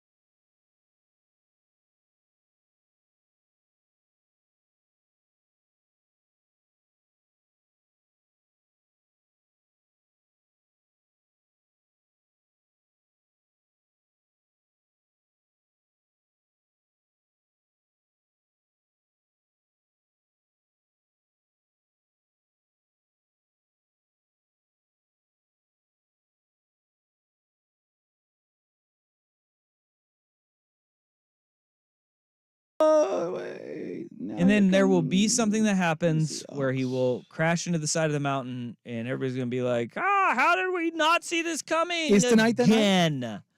Again. No, I don't think tonight's the night. Seahawks, they're looking a little busted. Geno doesn't look right. Their defense is banged up. That's one way to put it. But got a little banged up. They are wearing the throwbacks. Oh, are they bringing them out? So and they're doing it on the road. Yeah, it's gonna look. That's This is going to be. It's a great color game. Awesome. A lot of silver and blue. Awesome. Yeah. Uniform game. This is top 5 uniform game in the NFL this year. Seahawks wearing the throwbacks and Cowboys wearing their home whites. It's going to look real cool if they wore nice. the triplets Cowboys jerseys. Ew. Really? I think it'd be. You liked those? No. Are you talking about the stars on them? Yeah, I think it would be a good contrast between the two. Yeah. I'm going to like tonight. Normally, I don't like those jerseys, but I think tonight that would be a cool contrast. Yeah. This is going to be. I have my eye out on this one because 9 point. I have a rule. It is such a big number. I have a rule. Anything more than 6.5, I don't touch. But I've also seen the Seahawks lose by 17, 34, and then this past week they lost by 18? Mm-hmm. I've seen them when the Seahawks lose. They lose. They lose unless it's to the Bengals or that Rams one, the most recent Rams one. They're not right though, and it's getting worse, not better. And I have my real concerns. I want to pick it so desperately, and I don't know. I may call a hot route and do it when we have our picks coming up at 2:00. But this does reek of Dallas just mopping the floor with them. But when everybody is talking about how you're going to get your doors blown off you, it's the NFL, man. You get that inspired effort, and it looks a lot cleaner than what we all expect. But right now, everything that people are saying about the Cowboys is true. They are playing right now at one of the highest levels. But we know this about the Cowboys is they blow it all early in the season, and late in the year, it is a limp come playoff time. Right now, they're still sprinting though. They're running real fast. Dak is playing at a really high level. The receivers are playing outstanding for him. It's a good Cowboys team, and their defense is good. How much can we get on another pick 6 by Bolin? Can we get that? Set his own new record. Homeboy has more touchdown catches than DK Metcalf does this year. Yikes. He does. Or did I say Bolin? Bland. Deron Bland. I know what you're saying. Deron Bland. He has been out of this world good. And it's not a fluke. Trayvon Diggs, right? Mm-hmm. When he had all his picks a few years ago, it was he would make an interception at the risk of a touchdown behind him. Yeah, it was make or break. Bland is not giving up touchdowns like that.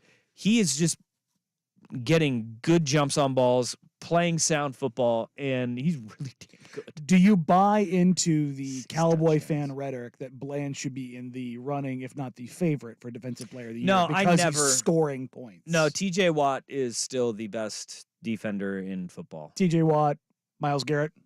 Yeah, I will not hear anything otherwise. Mike Tomlin. I believe Mike Tomlin when he said, I think it was yesterday, he said TJ Watt's the best defensive football player on the planet. I agree with that. I mean, it's a very easy argument to make. If Bland keeps this up and he ends the season with 10 touchdowns, well, yeah, let's have that talk. When you score 70 points as a defensive player, sure, let's go ahead and we'll chat. Yeah. We'll chat then. But right now, if you talk about play to play, who's impacting the game the most, it's Garrett. It is Watt. Those guys are playing. Have you seen the Cowboy fan push for that and the what they're using? Look, I'm not going to lie. I try to avoid all Cowboy fan rhetoric because they are just as delusional as you Raider idiots are. Well, listen, we do it with a little bit of tongue in cheek and have a little bit of fun with it. Come on now. But no, until you paint your faces and go crazy. Well, yeah, I mean that's part of the going into the black hole. But the Cowboy fan pitch for Deron Bland is that, well, the role of the defense is to stop teams from scoring. It should mean even more if the defense is scoring. So therefore, Deron Bland. That's some real galaxy brain stuff. I quit on them. Like, see, this is why I avoid it. Like, you just made me upset. Right? I saw that argument being presented by one of the, like, you know, the cowboy My blood is sites just- that was like 50,000 followers on social media. And I was like, Those people need to be stopped. what the hell is this? I mean, maybe Gino is in the holiday spirit and gives him one today. I mean, We'll see. it's not that far off. What we will see coming up here is our picks for the week. It is Thursday afternoon. It is 2 o'clock, which means when we get back, we will make our picks for the week. Danny and Dusty, 1080 Fan.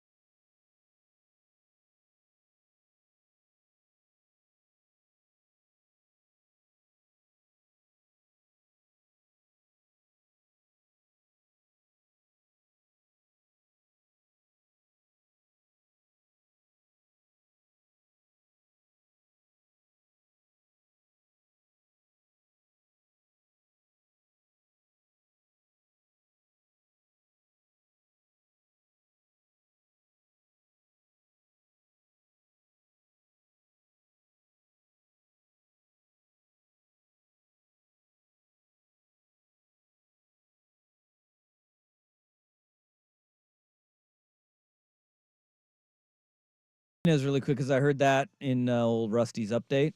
We need to get to that one, and we will not ignore that.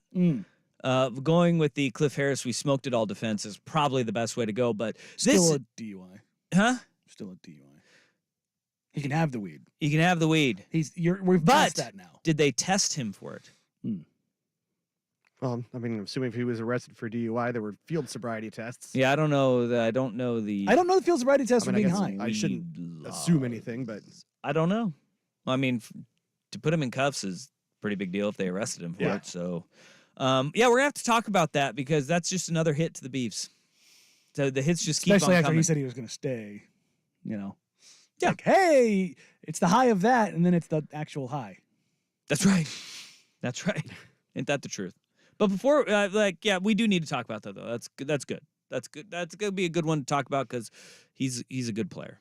You want to hit that in? No, Next? Okay, no, that's we it. gotta get to our picks. Yeah, I just that's it. wanted to make sure Yeah. everybody knew out there. We got it. We got it. It's for everybody in the text line. It's in the hip pocket. Also, please keep your other. I'm just gonna say this bluntly. Please keep your very dumb and ignorant thoughts on relationships with underage women to yourself. Do not send them to us in the text line. I will put you on blast, and I will make you look very dumb. Or on my Twitter. Yeah. My God. Go seek help. Bluntly. Yeah. Seek help. It's brutal. It is so brutal. With that, let's get to our NFL picks. Fire up that NFL music, Jeff Rust. Speaking of brutal, 1-4 last week for me. Buddy, I finally fell. Yeah, it happens to the best of us. You're gonna be okay. I am going to be okay because on You the will season, survive. I am 34-22 and Let's 4. go. You had a good week though. I was 3-2. I've just been hovering in this 3-2, 3-2 is a good 2-3 place. realm. I'm back to 30-30 on the year. Hey. At 500. Look, the One key game is above 500 is a win. when you pick these 5 games, it's which ones you load up on in the old DraftKings app. You got to find your units. There's a lot of them I don't feel comfortable with on a week-to-week basis. Last week it was an okay week. Patriots can go straight to hell. Yeah, betting with the Patriots is a bad idea. I took the over in that game. They That got was half the points. Psycho stuff. Yeah, that you well, did. I thought that the defenses were so bad that they would find a way to stumble into it. Jeff Ross, 29-30-1. Yeah. That one ugly stepsister in there, keeping you from being 500. after the previous 2 weeks going a combined 1-8-1, I was 4-1 last week. Hey, look at you.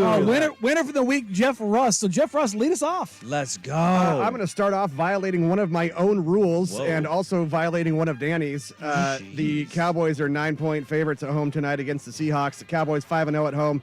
Dak beats up on not great teams, and let's face it, the Seahawks are not great. I'm taking the Cowboys -9.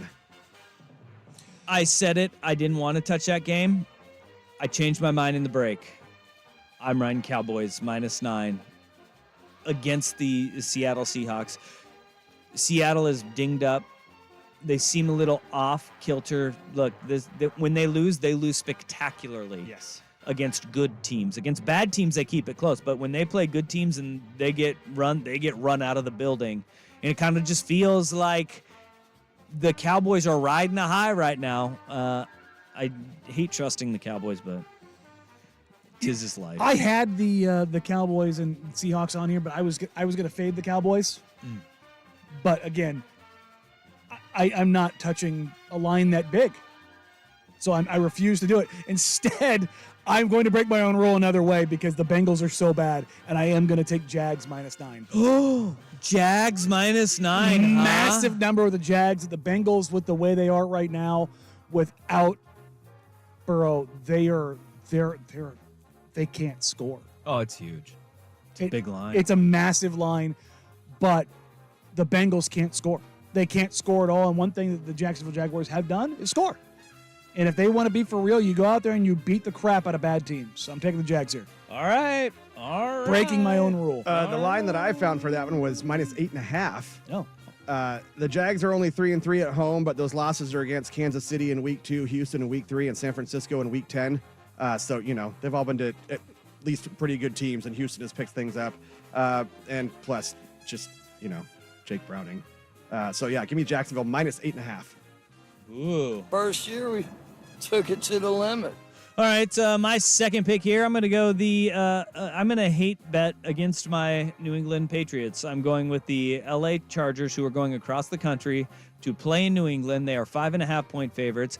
But I have no faith that the Patriots can even score 5.5 points. So I think that the Chargers are going to even win if it's 7 touchdown. Well, they win. Bailey Zappi you can miss and, the extra point too. Zappi and Cunningham taking all the reps this week? Yeah. Yeah. Yeah. Yeah. You know, like Juju Smith-Schuster was asked, like, what does Bailey Zappi bring to the team as a quarterback? He said he's a good-looking dude. I can't tell if you're gazing into the camera or just staring off blankly into the difference or into the distance while you talk about the your answer is Patriots. yes. Yeah. I like where he's Send at with help. this. I'm taking what feels like the easiest line of the week here. I don't know. Like, there's got to be something weird here. This team blows. Lions -4 at Saints. Yeah. Indoors against a bad team in a get-right game. And again, Lions had a big line to cover against a bad team, the Bears, and did not. This is a small line against a bad team. Yeah. What am I missing here? The people in Vegas, as Mike Leach would call them. Some sanctimonious troll. There's something not right there, but I'm gonna be a big old sea bass, and I'm gonna hit that line. You're gonna take the stinky line. I'm gonna take the stinky cheese. Take that stinky line. Rust. I got a couple I can catch up on here with you guys. Dusty, I'm also going to hate bet against your Patriots with the Chargers at -5.5. We're all taking it. Yes, exactly. And Danny, I'm on your side too with the Lions -4. They're 4-1 on the road, and those teams they've beaten on the road are the Chiefs, the Packers, the Buccaneers, and the Chargers. They lost to Baltimore in Baltimore, and that one was kind of an arse whooping. But yeah, give me those Lions -4. My skin is curling. Yeah. 49ers -3 heading to Philadelphia.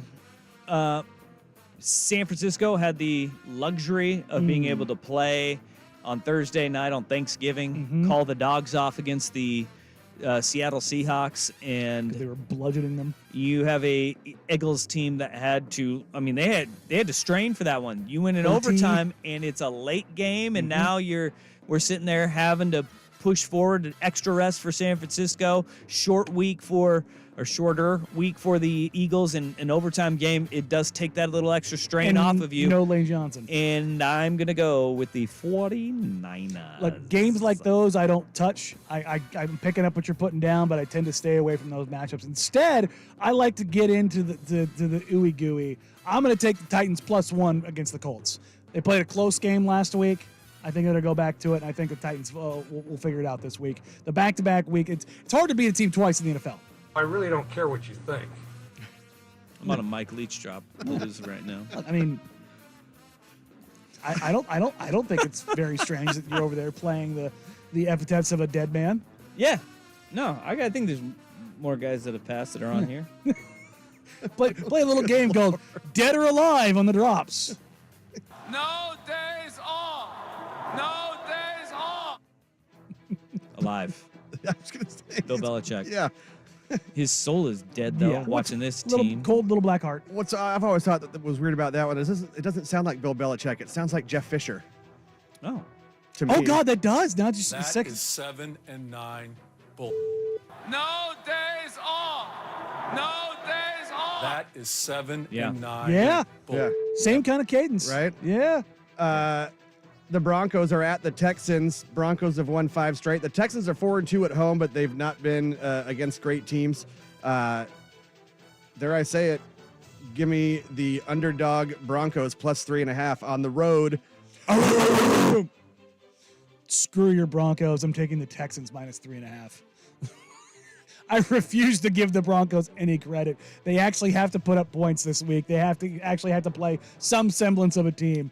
Give me the Texans -3.5 at home. You know what's going to happen is they're going to win by 3, and the Texans are going to screw you by a half point like they did me a couple weeks ago. You know what, Rust? Broncos orange. Let's ride. Road dog, I'm taking that game too. Go Broncos. Gross. You kind of have to hate pick against the Broncos at this point. You know? How so? Well, just because like the YouTube chat, Ginger Fit Dad and you have like this rivalry going where I don't know if you are participating in it, but he is, and he believes you hate the Denver Broncos. I mean, you kind of have to do it now. Well, I mean, I hate the Broncos. I always Yeah. have, but I just think they suck. Yeah, all right. 6-5 is not good, especially when your 6 wins have come against bad teams or weird circumstances. Yeah. Especially when you're winning games with your quarterback throwing for 160 yards against bad teams. All right. Anybody else got? Am I the only one that has a? Yeah, I think I'm clear. I doubled up on both your guys, so Yeah. I had the Texans and the Chargers. So I split some picks between y'all. All right. For my final pick, Got a cheeseburger and went to bed. let's go Chiefs. Heading to Green Bay, where all the cheeseheads are. God, I love Andy Reid. He's going to have a cheeseburger and go to bed. It'll be that fine Wisconsin cheese. Maybe I'll have a spotted cow beer on the flight home. Give me the Chiefs -6 at the Packers. Jordan Love has been playing really well as of late. I like Kansas City in this spot, though, because they have a ton to play for right now. Not that the Packers do not. They are playing. Don't look now. Packers playing really good. Really good football. Really good. Jordan Love, really good football. I love how you talk yourself into quarterbacks getting slightly right above the please don't suck level. Yeah, I mean, Jordan Love has been good, though. I think the month of November, he completed 66% of his passes, averaging 300 yards a game or something like that. 64% of his passes threw for 1,336 yards, 9 touchdowns, only 3 interceptions in the month of November. Not buying it. That's pretty good. That's a good statistic, Not buddy. buying it. Yeah, I'm not buying it either. That's why I'm picking the Chiefs to win the game, damn it. Now, being in Kansas City, shouldn't he have like a pulled pork sandwich and go to bed? I think Andy Reid can go from pulled pork to cheeseburger to ribs, get the itis. Oh, I guess, let's face it, Andy Reid's probably having the burger with the pulled pork on top of it. I'm not going to lie. The brisket on the burger with the burger, you ever had that? No. No? You just said it Get a like it's gander like at pretty this normal. body. Yeah. Like Russ is like, I've had that. Yeah, of course I have. Yeah. No. The barnyard burger with the No. brisket burger and the egg? No. No? I can't. I think it's Texas Roadhouse that does that. I don't know. Is there like a heart surgeon out there handing out his card on the way out? Like, Oh, yeah. hey, see you soon? Yeah. See you soon. We're going to have to clean you up. Oh, looks like you're overdue. I'm going to see you real soon. See the other guy. Hey, Bob, how you doing? Hey, little Johnny, you're going to need to save that for later. Morning, Ralph. Yeah. Back again, are we? Want me to punch your punch card? Do you get 3 punches for a triple bypass? Or is Yeah, it like- yeah, absolutely.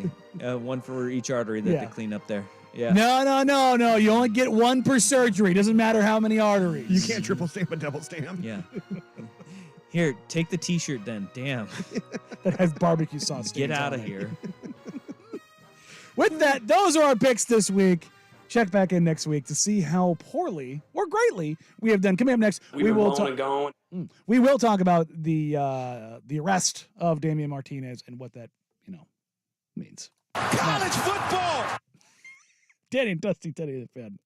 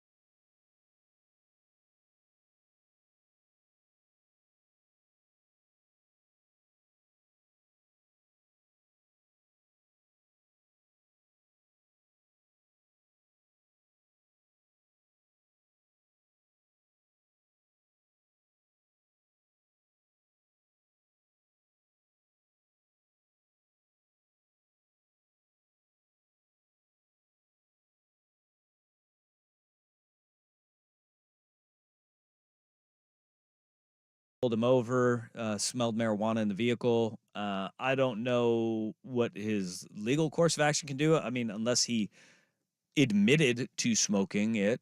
I don't know what he can do, but he was arrested. They said they smelled marijuana in his vehicle. And this is just another hit, man. Things are just kind of keep on spiraling, right? At Oregon State, you get the hire with Bray, you do it quickly and efficiently. After losing Jonathan Smith, you lose DJ in the portal. And it's just like for every piece of good news, there's a piece of negative news coming out about the program, and that is so tough on a fan base. Mm-hmm. But it's really tough on the locker room too. Yeah. And I think that is something that we aren't talking about nearly enough, is with lost in all of this is the fact that you got 85 guys in that locker room who are coming from various parts of the country, sure, backgrounds, upbringings, education, and they are all coming to one place, and you rally around your coach, and whether people want to admit it or not, like, you do go to the school, but you go for the coach. And this is a big one when you lose the assistant coaches that you have lost, along with your head coach and Jonathan Smith. And the fact of the matter is that Jonathan Smith told us that it's because Michigan State is better. It's better than where you're at right now. That sucks, and that hurts your soul, especially when you buy in and you believe that coach. When all of a sudden you start having things like this pop up, it becomes fractured. Then you're like, okay, it'll galvanize you. Jonathan Smith leaving will galvanize that locker room for a while. But as time goes on and you get a week out, you get 2 weeks out, all of a sudden the self-preservation of everybody starts kicking in. Like, you go from coming together to what I need to look out for me in my best interest. Yes. And for some people, it will be sticking around. And that is the truth. And I mean, I know I've been through this, and I've talked to people, who have gone through changes at the FBS level and at the Power 5 level. And these are the conversations that always happen. It is, we're going to rally the troops, we're going to come together. And then a week or two later, it's, all right, the dust is settled. Is this really what is best for me? And there will be a lot of guys that stick around. Especially if you get away from the team, because you're at the end of the season, even though you've got workouts and you've got non-mandatory stuff and you've got bowl games or whatever but you start getting away from the team a little bit more. And it's also because of the transfer portal and because of the weirdness that is college football. That is the time that you're most vulnerable, and other coaches and other recruiters know that, and that's when they approach you. Well, and everybody's in your ear. Yes. Everybody is in your ear, from your teammates to your classmates and your neighbors that are on campus, all of your friends from back home, your parents. What are you going to do? What are you thinking? How is this all going to sort out? And then you start going through, and it really, the more people that you talk to, you start kind of organizing your priority list in your head. And some people, it's really quick and they can make that choice. For other guys, it will take some time. And I think, like, the one thing about the portal only being open temporarily is that there will be some time where Trent Bray can talk guys into sticking around that are maybe on the fence. But the more distractions that pop up in this time and during this window that is about to open come Monday, the harder and harder it does, because, these are the things that weren't happening. These are things that weren't happening before. And now you're taking a look around and be like, there's a lot of stuff changing around here. And that's not to say that, like, Jonathan Smith or anybody else is responsible for this Damian Martinez incident. No. But when you're in it and you're looking at it, you're sitting there and you go through, you're like, man, like, the hits just keep on coming. Yeah. And this is not normal. Not normal. This is not unusual to see happen. It's unfortunate, that's for sure. And hopefully that, it's just a little blip for Damian Martinez. Look, we're in a place in a society now, marijuana is legal. Sure is. This is not, again, we kind of made the joke about Cliff Harris, you smoked it all. Getting pulled over in the traffic stop. And there's always been the stories behind the scenes of interesting ways players have avoided drug tests. ESPN wrote a story about a strain of weed that was, like, named after the Oregon football program years ago, right? Yeah. Who was that writer? It was like 5 or 6 years ago. And, like, it has been well documented that college athletes, hold on, college students, they drink, they smoke weed, unless you're at BYU, and if you talk to Suk, even some at BYU, quietly, but like this is normal college student behavior. It is when you get behind the wheel of a car, it changes, and this is where we were talking about with like, what we were talking about with an NIL. With NIL comes also a lot more responsibility too, because guess what's going to be leaving for Damian Martinez? Some of those local NIL endorsement deals, opportunities, because they don't want to be associated with a guy who just got a DUI conviction. No, that's reality. Yeah. This is tough, man. No, it sucks, and it's tough. It always sucks, and we can always agree with that. Yep. The timing of this one just sucks more. Sure. Because you're just like, come on, man. Because that's supposed to be the guy that you're leaning on. Yeah. That's your future NFL draft pick running back, the backbone of your team between hopefully him and Aiden Childs. So it's like none of it means that Damian Martinez is an awful human being. No, not at all. Is a person that made a horrendous mistake. He just made a very poor decision, and he's very lucky that no one was hurt. Nobody was hurt. No. Nobody at all. Like he's lucky in that regard. Shouts out to being in Corvallis and not a big city. Yeah. Right. All right, coming up next, we will revisit the Pac-12 championship game that is coming up here tomorrow on 10 and the Fan. We'll have you covered from beginning to end, pregame, during the game, and postgame. We'll get to that and more. But first, here's the Big Kahuna Sports Center update. Yeah, they got some tasty burgers. This is Pac-12 Championship Week with Danny and Dusty. Brought to you by Mods PDX. The future of building is here. Now, from the Spirit Mountain Casino Sports Desk, a Sports Center update on 1080 The Fan. This update brought to you by Stanford's. This classic American steakhouse has exactly what you've been craving. Visit them in Clackamas, Tannersporn, or online at stanfords.com. First on The Fan. In news that broke just after Dirt and Sprague signed off for the morning, Matt Zenitz of 24/7 Sports reports Oregon State quarterback DJ Uiagalelei is expected to enter the transfer portal. The NFL also reportedly still an option. Speaking of the NFL, Beavers receiver Anthony Gould announced he is entering the NFL draft. Corvallis police have confirmed to KEZI sports director Cameron Derby that Beavers running back Damian Martinez was arrested for DUI last night. Police say he was pulled over for running a red light and they smelled marijuana. Matt Zenitz of 24/7 Sports back, also reporting UCLA freshman quarterback Dante Moore is set to enter the transfer portal. Meanwhile, a little over 24 hours away from the number 5 Ducks and number 3 Huskies in the Pac-12 championship game in Las Vegas. 5 o'clock kick tomorrow night on ABC. Live coverage here on The Fan starts with Ducks game day with Dirt and Anthony Newman at 1 o'clock. The Ducks are 9.5-point favorites. Seahawks at the Cowboys starts NFL Week 13 on Thursday Night Football. Kenneth Walker III doubtful. Leonard Williams, Will Dissly both questionable. Coverage right here on The Fan starts at the top of the hour, immediately following Danny and Dusty. It's a 5:15 kick on Prime Video. The Seahawks are 9.5-point road dogs. Tiger Woods making his return to the course at the Hero World Challenge in the Bahamas. He had an up and down day, to say the least, ending mostly on the downside. He went 4 over on holes 15, 16, and 17, finishing at 3 over for the day. That leaves him 18th out of the 20-man field. Brian Harman and Tony Finau setting the pace at 5 under par. More sports scores and stories in 30 minutes. I'm Jeff Rust at the Spirit Mountain Casino Sports Desk. Get in the game at Spirit Mountain Casino. Watch and wager with our sportsbook powered by BetMGM. Learn more at spiritmountain.com. Every day, get the NFL headlines delivered straight to you. Follow the Best Football Show with Brian Baldinger on the free Odyssey app or wherever you get your podcasts.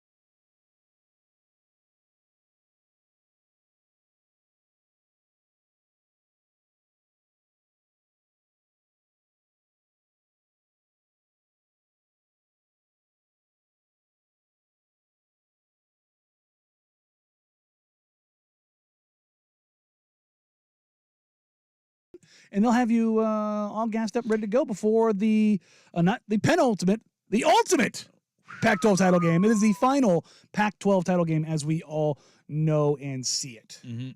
Look, and it doesn't get much better than this, right? No, all the pomp and circumstance. Everyone's remotely healthy for the most part.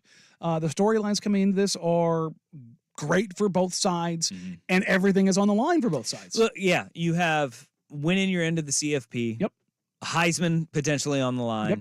Even though I think Michael Penix is out for Bo Nix. I mean, for Penix, if Penix throws for 400 yards, if he throws 400 touchdowns, then you like go, all of a sudden well. people are like, that body worked pretty damn good. And he did it in a championship weekend where guess who's sitting at home? Jaden Daniels at LSU, right?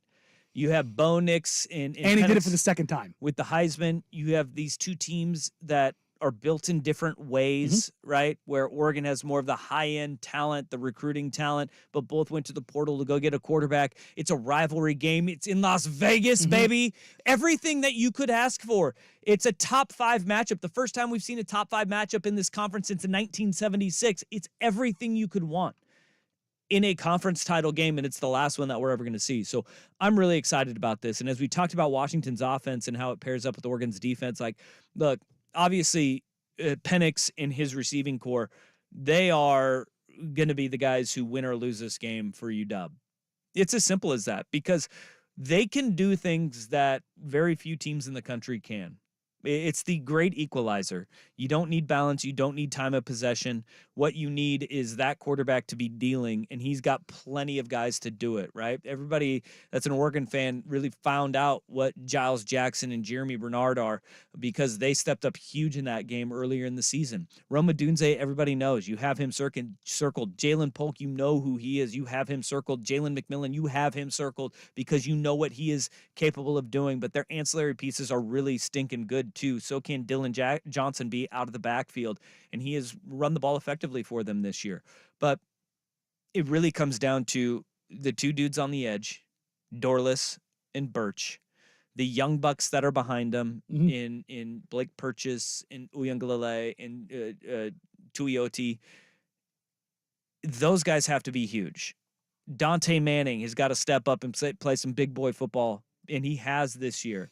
But make no mistake, like Oregon State went at him a few times last week, but he came up with a huge interception. It's going to be those timely plays. And Oregon's defense at the beginning of the year, prior to that Washington game, they were not creating a lot of turnovers. They really weren't. They have created a turnover in every game since. And UW's defense, they've had at least 2 interceptions in each of the last 3 games. They've picked off the opponent twice. Like, the defensive backs are going to be huge. But without Jaleel Florence, if that injury still is lingering and holding him out, which, you know, all signs kind of point to that. He was in a sling, for goodness sakes, last week. You can do a lot of things with fingers and toes, and slings are. Those guys are going to be huge. But also, you know, who I think is going to be huge for this Oregon defense is a guy that we've seen him slowly but surely become a bigger and bigger impact. Justin Jacobs. He is, as he's gotten healthy. Yes, he's a damn dude. And so there's a lot that is available to Oregon that really wasn't available before. And I think that Oregon game, or that Washington game, and then I'll flip it to when they went down to Utah. It started in Seattle, but it turned on when they went to Salt Lake City. That defense clicked with the comfort in the rotations that they have. You started to see the defense was getting more effective on making quarterbacks uncomfortable. And I get it. It was Bryson Barnes, but it hasn't changed since that game. And that's, honestly, I find that to be really important in a big distinction, because you're not only getting those rotations down, but you're getting buy-in in a world where we've talked so much today about NIL and opportunities and maximization, that nobody on that defensive front has been selfish and screamed about not getting their snaps and not getting their opportunities so they can, you know, put tape on down for the NFL or for NIL, for whatever it is, whatever individual selfish person. And I'm not saying that that anybody's above or greater than, or you should really look to this as like this stark example. No, but it's just, it is comforting, and it is a solid buy-in, and you do have to credit the coaching staff and the players for getting everybody on that same page to where you can rotate 8 guys and nobody publicly is pissed off about it. Look, Dan Lanning he got some flack for the rooted in substance. They play for clicks. We play for It's a great line. wins, not right? gonna lie. It is kind of we've seen that play out, and it's kind of the team before everybody else, and that whole FIBU mentality that they have. Their defense has played really well, but so has I think Washington's defense has been playing outstanding as well. I'm not as high on Muhammad, number one, the corner on the outside, as a lot of people are, but he has played really good football. And as I said, 8 turnovers in the last 4 games they've created. This UW team is getting the ball back for their offense. And when their offense is struggling and you're like, all right, how are they getting this done? It's because when they get drug into deep water, their defense is creating extra opportunities for their offense. Yep. That is why they are pulling out these games, is because ball security on the other side, something Oregon has been phenomenal at, and Bo Nix has been exquisite at throughout his entire time at Oregon. It has to continue if they're going to win the conference championship game, though, because Washington's defense is much improved, and it's been really hard for teams to get to him. That's got to stay the same, too. Bo Nix has been clean all season long. 5 sacks on the year. Even a couple of those have been questionable, where he's getting back to the line of scrimmage and they're like, sack, right? It's a sack. It's not a rush. Right, but and rightfully so. Defense guys are like, yeah, hell yeah, give that to me. Zach, I want that one. Mine. I want that one right there. But his protection has been great, and he's got to be the distributor. I really do think, though, where Oregon is going to win the game and where they want to win the game is they have to be able to run the ball effectively with Bucky Irving and Jordan James. Big Thule, their squatter in the middle of their defensive line.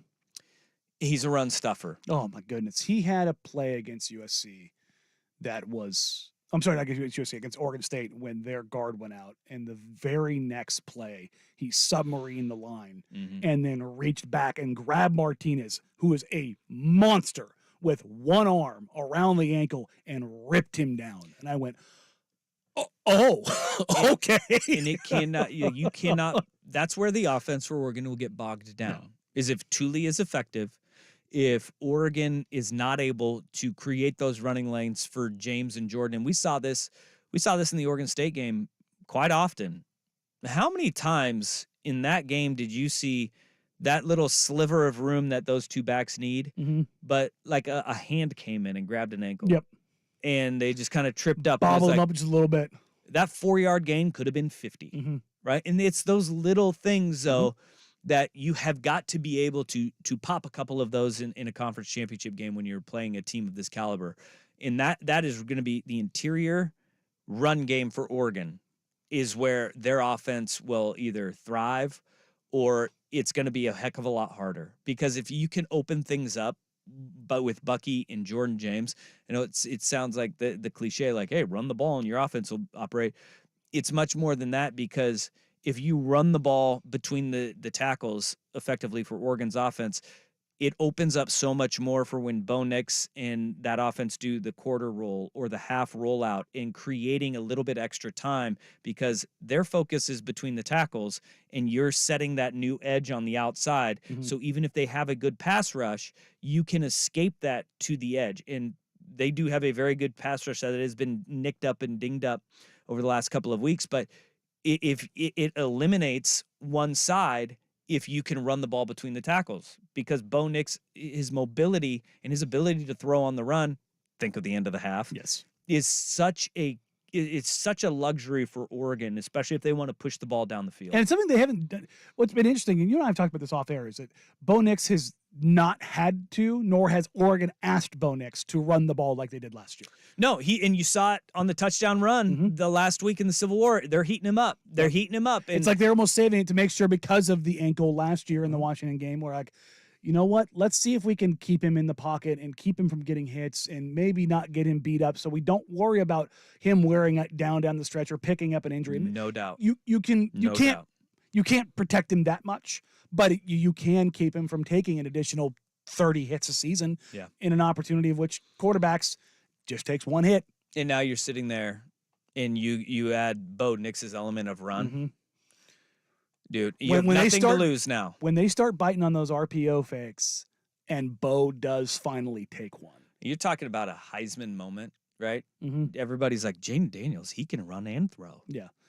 Bo Nix was the #1 dual threat quarterback in the same class as Jaden Daniels, just so we're clear. I remember watching him in the Elite 11 and just being like, damn. And I remember thinking in my head, like, man, Oregon's lucky that they don't play Auburn next year. Bo Nix had a little bit of seasoning. Turns out he started that week 1. And he was shaky, man. He was shaky as all get out. And I think that's a really cool part about this story for Bo and ending it. You know, if they get a win here, he can bookend his career with a regular season win over the Oregon Ducks and then leading the Oregon Ducks to a Pac-12 title and potentially college football playoff. Pretty cool. That's wild, man. That's pretty cool. All right, coming up, we will, I should say, when we come back, we will make our picks ahead of the Pac-12 title game and then wrap things up. Take care. Danny Dusty, Danny the Fan.